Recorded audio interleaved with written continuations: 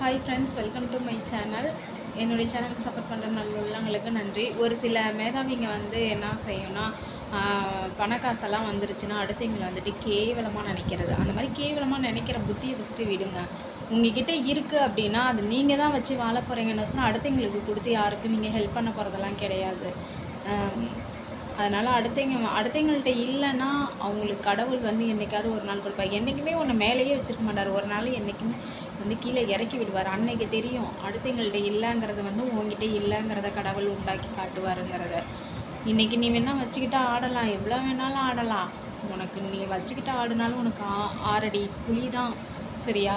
போகும்போது நீ வச்சுருக்கிற பணமோ, நீ வச்சுருக்கிற நகையோ, நீ வச்சுருக்கிற கார் பங்களா எதுவுமே நீ குழியில் போடும்போதும் எல்லாத்தையும் சேர்த்து குழியில் போட மாட்டாங்க.